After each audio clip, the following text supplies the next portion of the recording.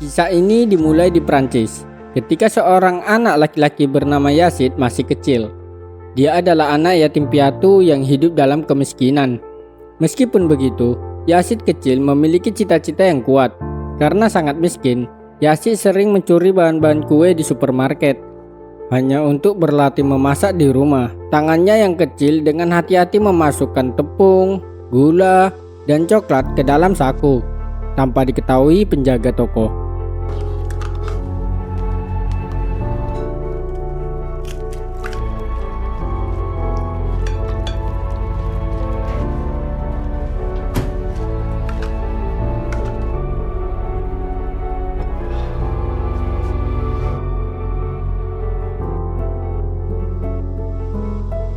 Beberapa tahun berlalu, tahun 2000, suatu malam, di salah satu restoran mewah di kota Paris, Prancis, Yazid yang kini sudah tumbuh menjadi remaja berusia 16 tahun. Hari itu adalah hari pertama Yazid bekerja shift malam. Dia sedang menjalani pelatihan sebagai cook helper, koki pembantu yang tugasnya membersihkan peralatan dapur. Tapi karena masih anak baru, kerjaannya masih sangat berantakan. Ketika sang chef sedang memberikannya arahan kepada para koki lain, chef itu kesal. Ternyata Yazid sedang mencuci peralatan dapur dengan suara yang sangat keras. Chef pun memanggil Yazid dan memecatnya detik itu juga. Tapi ketika chef itu hendak pergi, tiba-tiba Yazid berbicara dengan suara bergetar tapi penuh tekad. Yazid meminta chef untuk tidak asal memecatnya. Dia berkata, "Coba tes dulu. Jika kue buatanku tidak enak, aku akan pergi dari sini."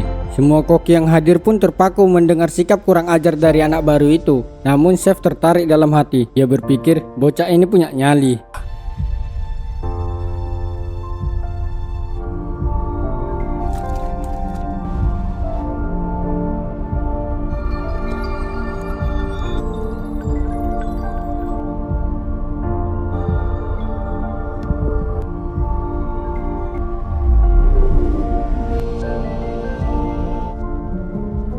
Meskipun penampilan dessert buatan Yazid masih kurang rapi dan terlihat amatiran, ketika chef mencicipinya, matanya membelah. Chef itu kagum. Dia lalu menyuruh Yazid mulai bekerja besok lusa, jangan sampai telat. Yazid senang bukan kepalang. Namun dia hendak pulang, bukannya lewat dari pintu karyawan. Dengan muka polos, dia malah berjalan menuju pintu utama restoran.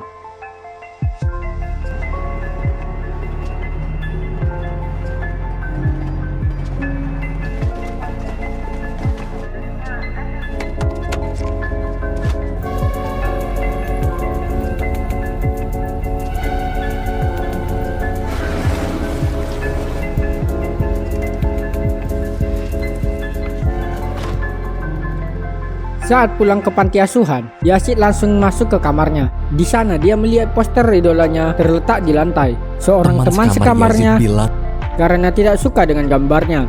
Yazid yang marah langsung memukul temannya. Perkelahian pun tak terhindarkan. Akibat kejadian itu, Yazid dipanggil ke ruang kepala panti. Kepala panti marah karena Yazid terus-terus membuat masalah. Bukan hanya berkelahi dengan teman sekamar, tapi dia juga mendapat laporan bahwa Yazid baru saja mencuri mobil orang. Beruntung karena masih di bawah umur, Yazid tidak dilaporkan ke polisi. Kepala panti memperingatkan bahwa jika Yazid terus-terus seperti ini, dia harus dipindahkan ke panti asuhan lain. Yazid bukannya menyesal, malah dengan enteng meminta uang jajan. Kepala panti hanya bisa menggeleng-geleng dan beristighfar. Siang harinya, semua anak panti ke sekolah seperti biasa. Selama pelajaran berlangsung, Yazid tidak pernah memperhatikan guru. Dari kecil, dia memang sangat menyukai seni. Sepulang sekolah, ketika teman-teman seumurannya Yazid bermain di luar, Yazid memilih menyendiri di ruang kesenian. Waktu itu, dia sedang memperbaiki patung manekin yang rusak. Ingatan masa lalu muncul kembali. Yazid yang kecil dulu hanya tinggal bertiga bersama ibunya dan adiknya yang masih bayi. Ibunya tidak pernah memperhatikan anak-anaknya. Dia selalu menganggap anak itu adalah beban hidup. Bahkan, ibu pernah menyobek-nyobek sepatu milik anaknya sendiri agar terlihat miskin, supaya dikasihani orang dan diberi uang. Beruntung, sesekali paman dan bibi datang berkunjung, mengajak Yazid bermain. Suatu malam, saat bermain ke rumah paman, Yazid kecil kagum melihat sepupunya yang sedang membuat kue sangat indah untuk tugas sekolah. Jiwa seninya bangkit. Sepupunya yang melihat ketertarikan Yazid mulai mengajarinya membuat kue di setiap kesempatan. Sejak saat itu, Yazid kecil tahu apa yang dia lakukan dalam hidupnya, menjadi seorang chef, patisier, seorang pembuat dessert atau makanan penutup. Namun suatu hari, ketika Yazid sedang bermain di rumah paman, tiba-tiba paman mengabarkan kabar buruk. Adik Yazid baru saja meninggal dunia. Yazid langsung pulang. Ketika menatap wajah ibunya, dia tidak melihat kesedihan di matanya. Tidak ada air mata, tidak ada rasa kehilangan. Yazid tahu ibunya pasti lega. Satu beban hidupnya kini telah hilang. Malam harinya, karena cemburu melihat anaknya lebih bahagia bersama paman dan bibi daripada bersama ibu kandungnya sendiri, ibu Yazid melarang dia main ke rumah pamannya lagi. Tapi karena dia juga tidak sanggup merawat Yazid sendirian, dia akhirnya memutuskan untuk memasukkan anak itu ke panti asuhan. Meski kasihan, paman dan bibi tidak bisa berbuat apa-apa. Bagaimanapun juga, mereka tidak punya hak untuk ikut campur. Yazid kecil dibawa ke panti asuhan dengan perasaan campur aduk, marah, bingung, dan kesepian. Kembali ke tahun 2000, keesokan harinya sepulang sekolah, Yazid memberitahu temannya kalau dia lulus tes di salah satu restoran elit di kota Paris. Besok pagi dia sudah bisa mulai bekerja. Temannya ikut senang mendengar kabar itu. Malamnya, karena tidak punya ongkos untuk pergi ke restoran, Yazid nekat menyusup ke ruang kepala panti. Dengan hati-hati, dia membuka laci dan mengambil uang yang ada di dalamnya. Ketika dia keluar, temannya yang sejak dari tadi menunggu di luar berkata, "Sekarang gantian, kamu yang nemanin aku transaksi ganja. Cuma sebentar kok, habis dapat duit langsung pulang." Mau tidak mau, Yazid ikut. Sesampainya di tempat pertemuan, Yazid gelisah. Kenapa lama banget pikirannya? Besok subuh dia harus berangkat kerja. Namun di tengah transaksi, tiba-tiba polisi datang. Yazid dan temannya harus menginap di penjara.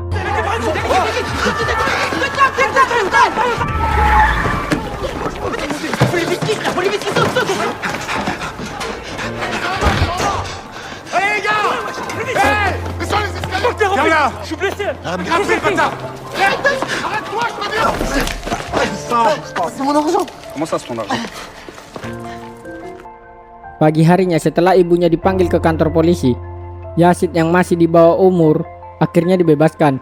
Meski sudah lama tidak bertemu ibu Yazid sama sekali belum berubah.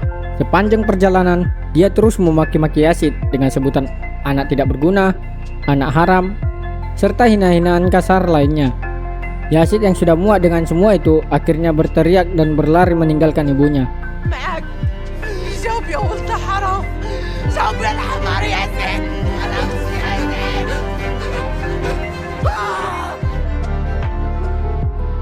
Saat pulang ke panti, pembimbing panti menegurnya. "Dari mana saja kau semalam? Kenapa harus keluar tanpa izin?" Tapi tidak seperti kepala panti. Pembimbing ini lebih lembut. Dia sudah mengurus Yazid sejak kecil dan menganggap semua anak-anak panti seperti adik-adiknya sendiri. Dia tahu di mata Yazid ada ambisi yang tidak dimiliki anak-anak lain. "Tolong jangan ikuti pergaulan yang tidak benar," katanya. Yazid hanya terdiam, lalu bergegas siap-siap dan harus berangkat ke restoran meskipun hari sudah siang.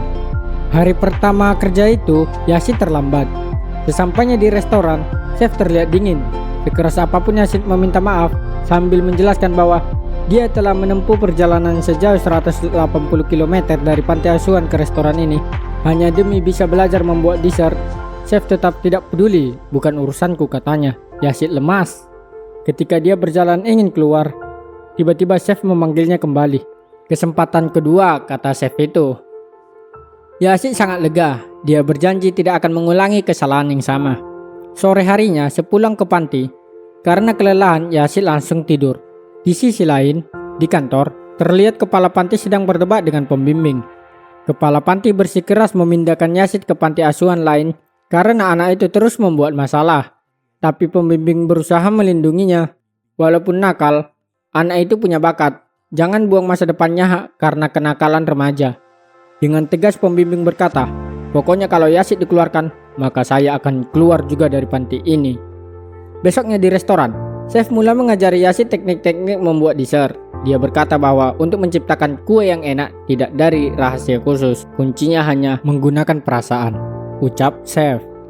Dan yang terpenting, banyak latihan. Yazid termotivasi.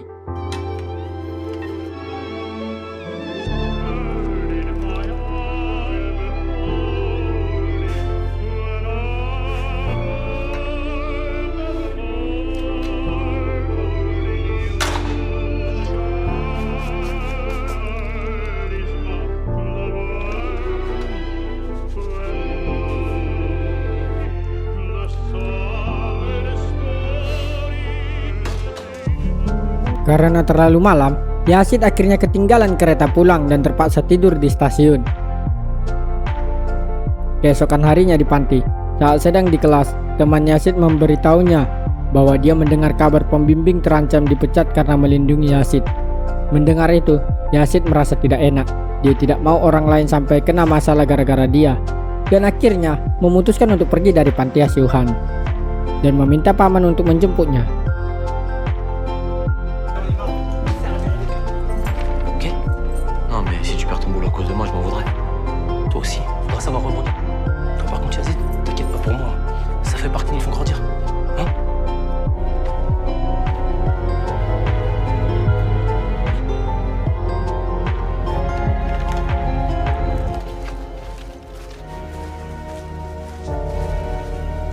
Dans la voiture.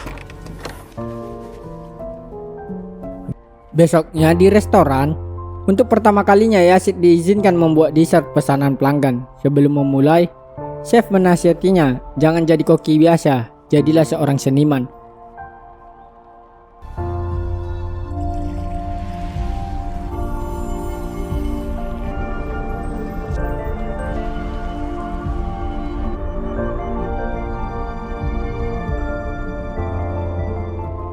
Tapi ketika kue selesai, Yazid menyadari dia salah menu. Dia malah membuat kue yang sudah dibuat oleh koki lain.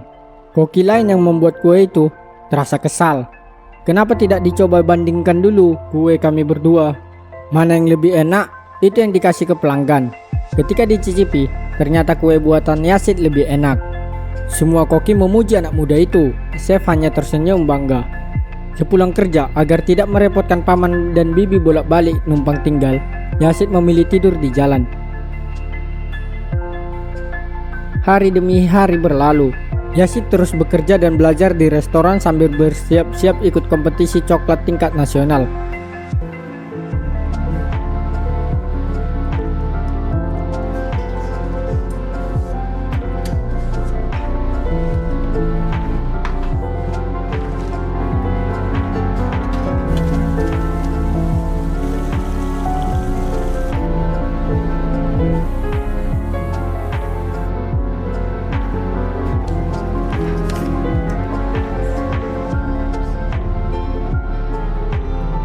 Hari kompetisi coklat tingkat nasional pun tiba. Setelah hari-hari membuat patung coklat, Yazid yakin bahwa karyanya pasti akan menang. Dia akan mendapatkan sertifikat dan hadiah uang besar. Bersama paman, dengan hati-hati, mereka menggotong patung coklat itu ke mobil. Tapi tiba-tiba, ibu Yazid datang, ingin memberi semangat. Oh mon Dieu! Tout ça c'est ta faute? Hein? Qu'est-ce que tu veux? Laisse-moi tranquille! Yazid! Qu'est-ce que tu veux? Hein? T'as rien fait pour moi! Arrête! Ah! Laisse-moi!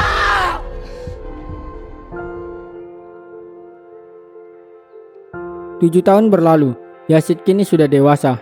Pagi itu, selesai mandi di pemandian umum, dia buru-buru berangkat kerja. Sekarang Yazid bekerja di sebuah hotel mewah bintang 5 sebagai chef. Sesampainya di dapur, karena telat, salah satu koki bernama Julian menghukum Yazid. Julian adalah cucu pemilik hotel. Jadi dia merasa paling berkuasa dan tidak ada yang lebih berani melawan dia. Bahkan kepala chef sekalipun. Seminggu ini tidak boleh masak, cuman boleh mengurus stok buah, kata Julian dengan suara meremehkan. Meski kesal, Yazid terpaksa menuruti perintah bawahannya itu. Tapi itu tidak menghentikan semangatnya. Malamnya, seperti biasa, sepulang kerja, Yazid tidak langsung pulang. Dia nongkrong dulu di pinggir pantai bersama teman-temannya yang bernama Manu. Setelah pikirannya segar, Yazid berpisah dengan Manu dan lanjut latihan ke dapur hotel hingga larut malam sendirian. Démarre-toi.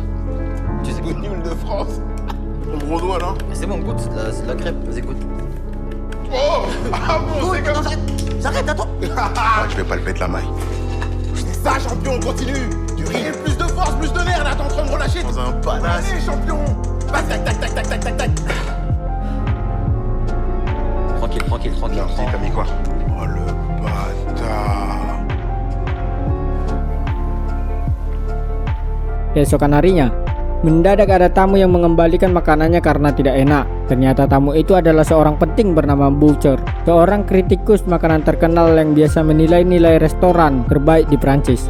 Reputasi hotel bisa hancur hanya dari satu ulasan negatif darinya. Kepala chef meminta Yazid untuk membuatkan kue baru. Soalnya di dapur ini hanya Yazid chef yang paling berbakat. Awalnya Yazid masih ngambek. Aku cuma tukang ngurusi stok buah. Kenapa tidak suruh aja Julien yang bikin? Tapi setelah kepala chef terus memohon, akhirnya Yazid mau.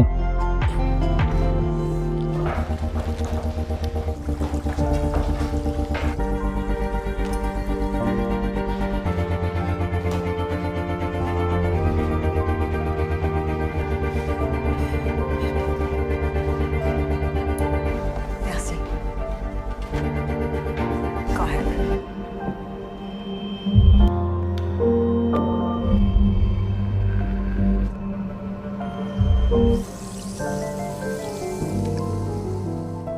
Tak lama kemudian, Butcher kagum dengan kue buatan Yazid. Dia ingin bertemu dengannya. Waktu bertemu, Butcher mengucapkan terima kasih. Kue ini adalah kue terenak yang pernah dia makan sepanjang karirnya sebagai kritikus. Yazid tersenyum bangga. Sepulang kerja, Manu yang curiga diam-diam mengikuti Yazid pergi ke bukit belakang hotel sana. Ternyata kecurigaan Manu benar.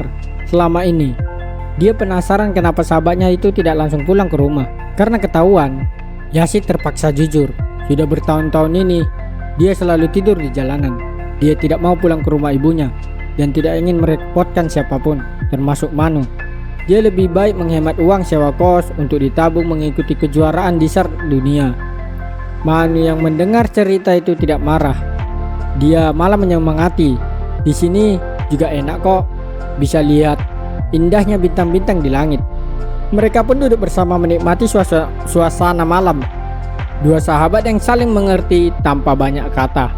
Besoknya, waktu lagi kerja tanpa sebab Julien mencari gara-gara. Dia memarahi Manu tanpa alasan. Karena kesal sahabatnya direndahkan, Yazid memberanikan diri melawan. Melihat keributan itu, chef memanggil Yazid dan menyuruhnya mengikuti. Ternyata chef ingin memberikan kabar gembira. Pihak manajemen memutuskan memberikan Yazid fasilitas kamar hotel. Mulai sekarang, kamar itu milik Yazid. Berterima kasihlah kepada Manu. Karena tadi pagi dialah yang berhasil membujuk manajer hotel, kata chef. Yazid kegirangan. Akhirnya dia tidak tidur di luar lagi dan bisa merasakan empuknya kasur di hotel. Setelah chef pergi, Yazid menjelajah kamarnya. Paman menelpon dan mengingatkannya agar Yazid jangan lupa bahwa sebentar lagi bibinya akan berulang tahun. Yazid berjanji akan membuatkan bibinya kue yang enak. Sebelum menutup telepon, Paman juga memberitahu kabar lain. Ibu Yazid sedang sakit parah. Dokter memvonis hidupnya tak akan lama lagi. Mendengar itu, Yazid hanya terdiam. Malamnya sepulang kerja, Yazid membuatkan dan mengirim kue ulang tahun untuk bibinya. Dia tidak mengirim sepatah kata pun untuk ibunya.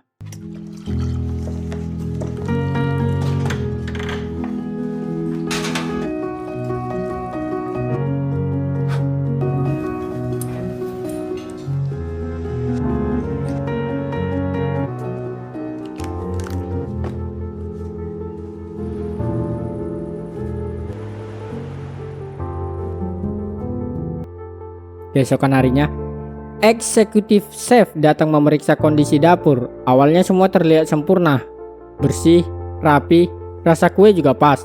Eksekutif chef bahkan menyapa dan memuji Yazid sebagai koki paling berbakat di hotel ini. Namun saat melakukan pengecekan lanjutan, dia terkejut menemukan buah busuk di gudang penyimpanan. Ketika tahu Yazid yang bertanggung jawab mengurus buah, eksekutif chef marah besar karena reputasi hotel bisa tercoreng. Kepala chef dengan berat hati memecat Yazid. Tanpa protes sedikit pun, Yazid langsung kembali ke dapur. Dengan penuh amarah, dia memukul Julien. Dia tahu ini semua rencana Julien yang ingin menyingkirkannya dan mengambil posisinya. Beruntung Manu berhasil memisahkan mereka sebelum pertengkaran semakin parah. Di sisi lain, di rumah sakit, Bibi sedang menjenguk ibu Yazid. Dia membawakan kue buatan Yazid. Melihat kondisi ibunya yang semakin memburuk, Bibi hanya bisa mendoakan. Ketika memakan kue buatan putranya itu, ibu Yazid menangis. Air matanya jatuh perlahan. Dia teringat seluruh dosa-dosanya kepada Yazid selama ini. Beberapa hari berlalu, Yazid kini bekerja sebagai bartender di sebuah bar kecil. Penampilannya berbeda. Kini dia mengenakan kemeja putih dasi kupu-kupu. Waktu mengantar minuman ke tamu, dia tidak sengaja bertemu dengan Bowser yang sedang duduk sendirian. Yashid lalu menghampiri dan menyapanya. Tanpa basa-basi, dia langsung memberi penawaran. Jika Bowser bersedia menjadi sponsor dan mendanainya mengikuti kejuaraan dessert dunia, maka Yashid akan mengabdi bekerja untuk Bowser. Bowser bertanya, "Berikan aku alasan kenapa aku harus setuju." Dengan percaya diri, Yashid menjawab, "Bayangkan jika nanti saya menang. Seluruh media akan memberitakan kalau chef terbaik di dunia bekerja untuk Anda." Mendengar tawaran itu, Bowser tertarik. 6 bulan kemudian, hari seleksi pun tiba. Manu menyetir mobil mengantarkan Yashid ke tempat kompetisi. Yang menang akan terpilih menjadi pewakil Paris menuju ke dessert dunia. Seperti biasa, Yashid terlambat.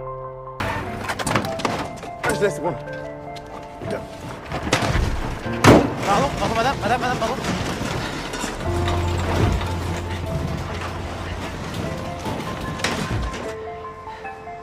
C'est le numéro.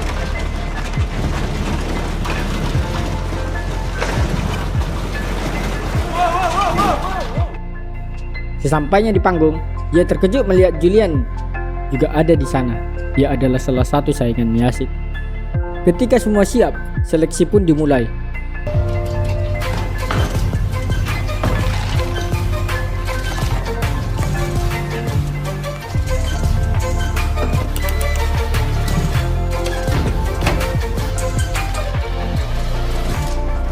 Karena terlalu banyak menggunakan oven listrik di tempat Yashid mati.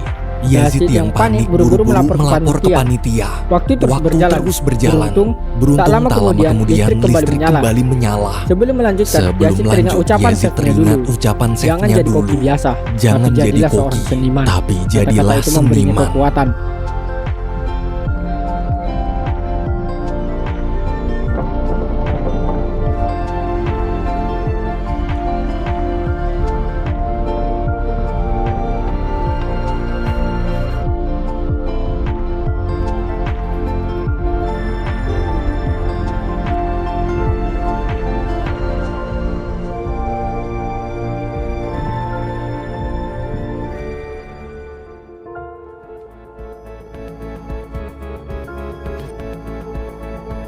Passion caramel à la pointe de sel.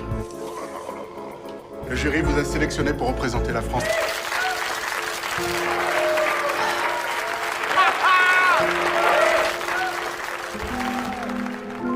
Hasilnya Yashid menang. Dia bersama tiga koki lain terpilih menjadi tim untuk mewakili Prancis. Keesokan harinya, keempat koki itu langsung rapat, saling membagi tugas dan berdiskusi tentang hidangan apa yang akan nanti mereka buat. Karena kagum dengan bakat Yashid di seleksi kemarin, dia mendapat tugas yang lebih banyak. Yashid akan membantu tim membuat dan menghias kue serta membuat patung hiasan.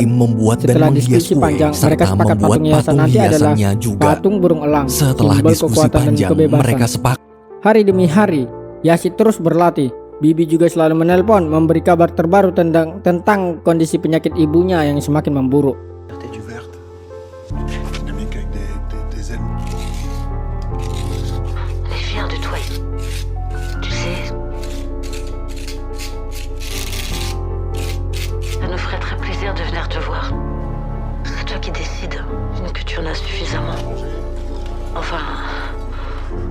Pas te mettre la pression et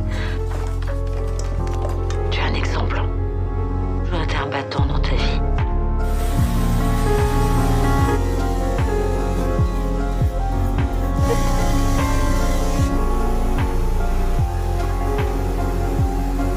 On pourrait être ensemble pour ce moment.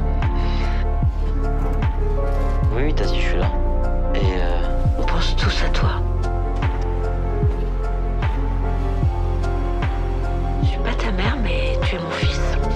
On s'entraîne beaucoup.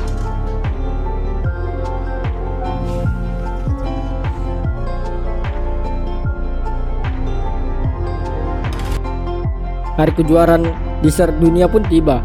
Para pendukung dari berbagai negara memenuhi aula, bersorak memeriahkan acara. Tim-tim peserta juga sudah siap dan percaya diri dengan rencana mereka masing-masing. Di sana, Manu dan Butcher juga hadir menonton. Ketika seluruh peserta siap, kejuaraan dessert dunia dimulai. On devrait nous réserver bien des surprises. Cette finale de 3 chefs et rappelons que la Belgique...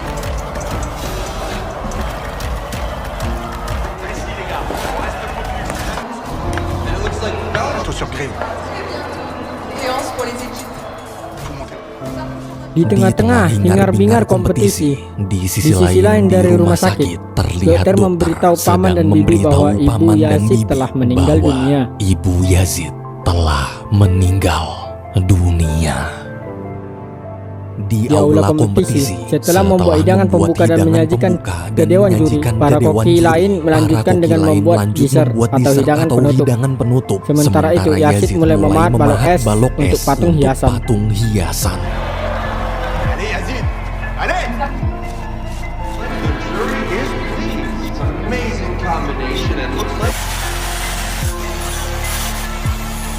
Va maintenant venir pour le service.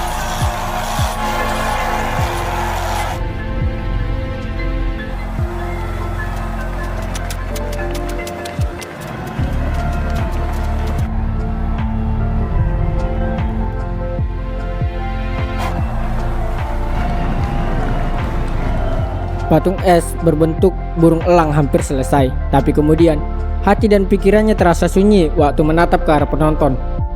Dia seperti melihat bayangan sang ibu yang sedang hadir, menyaksikan perjuangan putranya. Di momen itu, sebagai anak yang punya ikatan batin, Yazid sadar kalau ibunya telah meninggal. Ibu jahat yang selama ini dia benci, kini telah pergi selamanya. Namun bagaimanapun juga, ibu tetaplah ibu. Tanpanya, Yazid tidak akan lahir ke dunia ini. Rasa benci di dalam hatinya pun berubah menjadi rasa syukur. Dan tiba-tiba, Yazid memutuskan mengubah desain patungnya.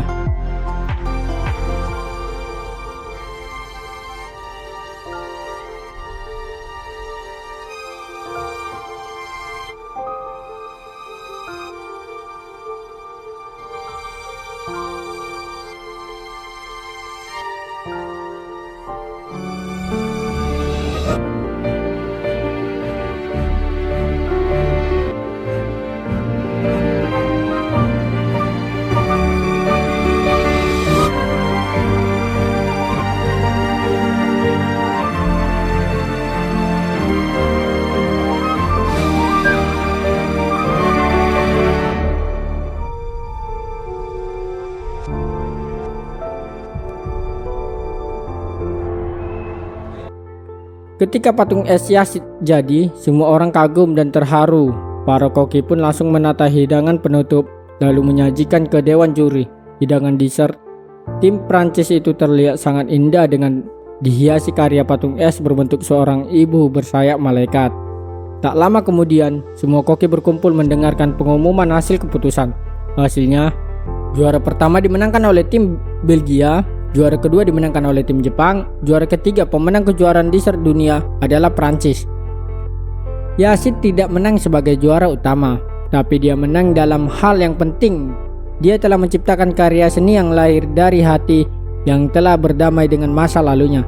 Dia telah memaafkan ibunya, dan dia telah membuktikan bahwa seorang anak yatim piatu dari panti asuhan bisa berdiri di panggung dunia.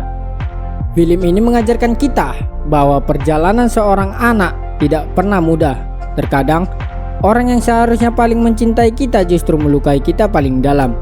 Tapi pada akhirnya, memaafkan bukan tentang melupakan kesalahan orang lain. Memaafkan adalah tentang membiasakan kita sendiri dari belenggu masa lalu hingga kita terus melangkah. Yazid tidak menjadi chef hebat karena dia membenci ibunya. Dia menjadi chef hebat karena dia belajar untuk memaafkan.